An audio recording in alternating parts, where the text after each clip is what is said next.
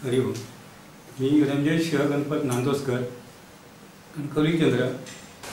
मी 2012 साली मी इथे कणकवलीलाच नोकरीला होतो आणि माझी प्रमोशनवर मुंबई येथे बदली झाली. मुंबई येथे बदली झाल्यानंतर त्या ठिकाणी गेल्यानंतर आमच्याकडे एक डिपार्टमेंटल परीक्षा असते. या डिपार्टमेंटल परीक्षेमध्ये सुद्धा मी उत्तीर्ण झालो आणि उत्तीर्ण झाल्यानंतर मला म्हणजे क्लास 2चं माझं प्रमोशन होते, ते क्लास 2 ऑफिसरचं. आणि मला त्यामुळे आमच्याकडे कसं जरी परीक्षा पास झाले तरी रिक्त जागाच्या ठिकाणी रेग्युलर पोस्टिंग दिली जात नाही. तर मला टेम्पररी पोस्टिंग मला त्यांनी रत्नागिरीला दिली. परंतु मी ज्या उद्देशाने मी मुंबईला गेलो होतो, कारण मी ज्या प्रमोशनवर गेलो होतो ती पोस्ट ही मुंबईलाच होती आणि तिथे त्याच्यानंतर मग दुसऱ्या पोस्टला ज्यावेळी मी होणार होतो ती पोस्ट ही डिव्हिजनच्या ठिकाणी होती आणि ती पोस्ट कणकवलीला होती. आणि मला ज्यावेळी पोस्टिंग द्यायचं मी सिनियर असताना सुद्धा मला पोस्टिंग कणकवलीला मिळेल या मी भरवशावर होतो. परंतु मला कणकवलीमध्ये पोस्टिंग न देता ती मला माझ्यापेक्षा ज्युनियर माणूस होता, त्या ज्युनियर माणसाला पोस्टिंग तिथेच कणकवलीला दिली आणि माझी पोस्टिंग ही रत्नागिरीला गेली. परंतु मला रत्नागिरीला जाणे हे शक्य नव्हते. त्यामुळे मी म्हटलं की हे मला काय प्रमोशन मला घेता येणार नाही, मी काय जाऊ शकणार नाही. आणि जवळजवळ 1.5 वर्ष मी ते प्रमोशन काही घेतलं नाही. मी ज्या माझी मूळ पोस्ट होती त्या पोस्टवरच मी मुंबईला होतो.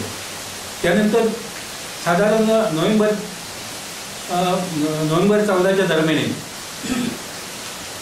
आमच्या इथे म्हणजे गावाकडचेच एक ऑफिसर होते, त्यांचं एक म्हणजे क्लास 1चं प्रमोशन झालं होतं. ते टेम्पररी प्रमोशन त्यांना होतं, परंतु ते माझ्या गावाकडचं असल्यामुळे त्यांनी मला आश्वासन दिलं होतं की बस ठीक आहे, मी जर त्या पोस्टवर म्हणजे गेलो तर मी आपली तुझ्या बदलीच्या संदर्भात मी प्रयत्न करीन, तुझ्यावर खरोखरच अन्याय झालेला आहे तर मी माझ्या दृष्टीने प्रयत्न करीन. परंतु प्रश्न असा होता की मी तत्पूर्वी जवळजवळ गेले म्हणजे त्याच्यावरच्या 1.5 वर्षामध्ये माझ्यावर झालेला अन्याय आणि माझी जी एकंदरीत कौटुंबिक परिस्थिती किंवा कारण एकतर माझी मिसेस नव्हती, माझी मुलं होती ती मुंबईला होती आणि मुंबईला जरी मुलं असली तरीसुद्धा तिथे एकंदरीत सगळं म्हणजे कौटुंबिक वातावरण होतं ते फार म्हणजे क्लेशकारक असं वातावरण होतं. त्यामुळे मी मुंबईत काही सूट होऊ शकलो म्हणजे होत नव्हतो.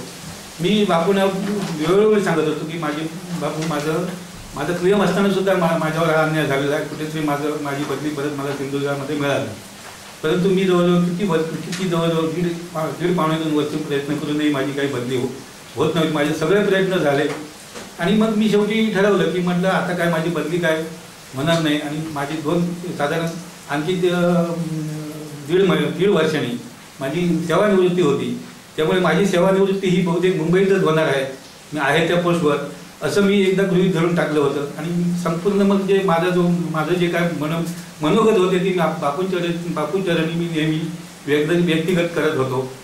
त्यानंतर मी मुंबईला असताना मला ज्यावेळी म्हणजे वेळ मिळत होता त्यावेळी मी गुरुक्षेत्रमला, कारण बापू नेहमी सांगतात की तुम्ही गुरुक्षेत्रमला तुम्ही म्हणजे जास्तीत जास्त तुम्ही गुरुक्षेत्रमला जर तुम्ही गेलात आणि त्या ठिकाणी तुम्ही जर म्हणजे एक समजा 5 मिनिटं का होईना त्या ठिकाणी तुम्ही जर म्हणजे जे काय त्या ठिकाणी जे काय व्ह्यूज मिळतात, तिथलं एकंदरीत स्पंदनं जिथली मिळतात, तिथे जे काही जप चालू असतात तिथे एक तुम्ही 5 मिनिटं बसून जरी तुम्ही आलात तरीसुद्धा तुमचं त्या ठिकाणी तुम्ही इच्छित तुमचं जे काय असेल ते तुमचं पूर्ण होईल याची बापूंनी ग्वाही दिलेली होती.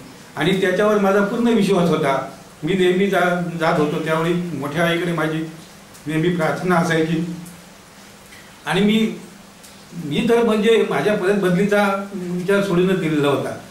परंतु त्यानंतर एक दिवस असं अचानकच म्हणजे 1 जुलैची तारीख होती आणि त्या दिवशी मी संध्याकाळी घरी आलो.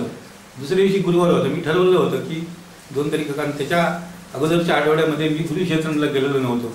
तर मी उद्याचा गुरुवार आहे त्या गुरुवारी मी गुरुक्षेत्रमला, कारण मी गुरुक्षेत्रमला जायचो आणि त्यानंतर मग मी गुरुक्षेत्रमवरून बापूंच्या प्रवचनासाठी जायचो. कारण तिथून मी जवळजवळ कामोट्यामध्ये राहत होतो. मला तिथे जायला जवळजवळ साधारण 12 ते 12:30 वाजायचे.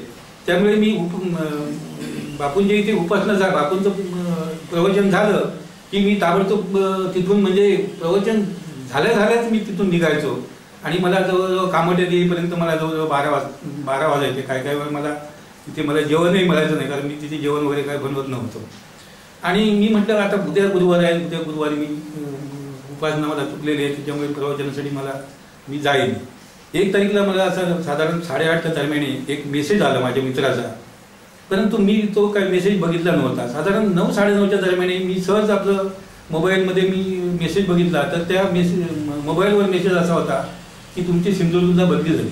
माझा विश्वासच बसेना, कारण इथून जो जाणारा माणूस म्हणजे मुंबईला जो जाणारा माणूस होता त्याची काही इच्छा नव्हती, कारण त्याची वर्ष बरीच होती. त्याला मी सुद्धा वैयक्तिक ते सांगितलं होतं की मी रिटायरमेंट झाल्यानंतर तुझी जवळजवळ 5 वर्ष तू इथे सिंधुदुर्गचाच आहे, तुझी इथे व्यवस्था होणार आहे आणि माझे या सगळे प्रॉब्लेम असल्यामुळे माझ्या काहीतरी तू मदत मला कर. परंतु तो सुद्धा काय ऐकायला तयार नाही. आणि त्याची ऑर्डर निघाली मुंबईला आणि माझी ऑर्डर इथे सिंधुदुर्गमध्ये निघाली. मी दुसऱ्या दिवशी सकाळी परत कारण जो मेसेज आला त्या मेसेज आला त्या माणसाला मी कॉन्टॅक्ट करण्याचा प्रयत्न केला, परंतु रात्री मला कॉन्टॅक्ट झाला नाही. सकाळी मी उठलो 8 वाजता, त्यांना परत फोन केला. तर म्हणाले हो काल संध्याकाळी 6 वाजता तुमची ऑर्डर झाली. म्हटलं हे कसं झालं काय? म्हटलं तुम्ही खरं सांगताय की माझी चेष्टा करताय का? नाही म्हणे तुमची ऑर्डर झाली. मी ताबडतोब जवळजवळ 9-9:15 वाजता त्या दिवशी मी अर्धा तास लवकरच ऑफिसमध्ये गेलो. तिथे गेल्यानंतर मला नेमके जे GM होते त्यांनी मला बोलून घेतलं आणि मला म्हणाले की तुमची ऑर्डर झालेली आहे, तुमची बदली झालेली आहे, तुम्ही आजच्या आज संध्याकाळी निघायचं. आता आजच्या आज संध्याकाळी निघायचं मी तर म्हणजे मी म्हटलं आवाकच झालं. मग म्हटलं आजच्या आज मला रिव्ह्यू तर कोणतरी करायला पाहिजे. परंतु मला ते म्हणाले तुमचं काय ते तुम्ही बघा, तुम्हाला रिव्ह्यू करणारे कोणते मी काही सांगणार नाही, तुम्ही तुमची व्यवस्था करा आणि तुम्ही आजच्या आज कसे तरी रिव्ह्यू व्हा. मी म्हटलं आता मला, कारण माझे जे सहकारी होते त्यांच्याकडे मी 4 जण असले म्हणून मी त्यांना विनंती केली की मला आता माझ्याकडचा चार्ज तुमचे तुम्ही घ्या, कारण तो माणूस निश्चितच घेणार आहे. आणि माझी म्हटलं आज मला आजच्या GMनी म्हटलं रिव्ह्यू व्हायला सांगितलं आहे. म्हटलं तुम्ही काहीतरी म्हटलं एवढ्यासाठी म्हटलं तुम्ही आता प्रयत्न मला करा, मदत करा, कोणी तयार होईना. शेवटी ज्या व्यक्तीकडे मी जो चार्ज म्हणजे ज्या व्यक्तीने माझा चार्ज घेतला ती व्यक्ती म्हणजे ती एक लेडीजच होती, लेडीज अधिकारी होती. परंतु ती व्यक्ती कोणालाही कुठच्या कामाला म्हणजे कामासाठी मदत करणारी नव्हती. त्या व्यक्तीचा स्वभाव असा होता की म्हणजे तिच्याबरोबर म्हणजे इतर सहकाऱ्यांचं सुद्धा म्हणजे असं पटत नसायचं. आणि म्हणजे ती असं कोणाला मदत न करत. त्या व्यक्तीकडे मी गेलो आणि तिला सांगितलं की मॅडम म्हटलं आता म्हटलं मी तुमच्याकडेच आलेलो आहे आणि मला तुम्ही म्हटलं मला रिव्ह्यू करा. म्हटलं जे माझे रिव्ह्यूवर जे आहेत ते रिव्ह्यूवर म्हटलं इथे येतीलच आणि म्हटलं तसं काय तुम्हाला काय प्रॉब्लेम होणार नाही. आणि त्या म्हणजे खरोखरच बापूंची कृपा म्हटली पाहिजे, कारण दुसऱ्या दिवशी मला ताबडतोब सकाळी इथे परत हजर व्हायचं होतं, कारण मला ट्रान्झिट वगैरे कुठचाच पिरियड नव्हता. आणि मग त्यांनी माझा चार्ज घेतला आणि संध्याकाळी संध्याकाळी 5:30 वाजता मुंबईचं ऑफिस म्हणजे 5:30चा टाईम घेतलं तरी 5:15 वाजता जवळजवळ ऑफिस निम्मे जवळजवळ बंद झालेलं असतं. माझे सहकारी सगळे निघून गेलेले होते आणि जवळजवळ 6 वाजता त्या बाईने तो माझा म्हणजे ठीक आहे मला म्हणजे मी चार्ज घेतो आणि मला त्या माझ्या ऑर्डरवर सही होऊन मी तिथे 6 वाजता तिथून निघालो. तर म्हणजे सांगायचं मला एवढंच आहे की मी माझ्या बदलीच्या संदर्भात मी इतके प्रयत्न केले होते परंतु मला यश काही येत नव्हतं. परंतु आणि मग मी सुद्धा म्हणजे असं विचार केलेला होता की मला म्हटलं आता काय माझी सिंधुदुर्गात बदली होत नाही. परंतु माझा विश्वास मात्र एकच होता.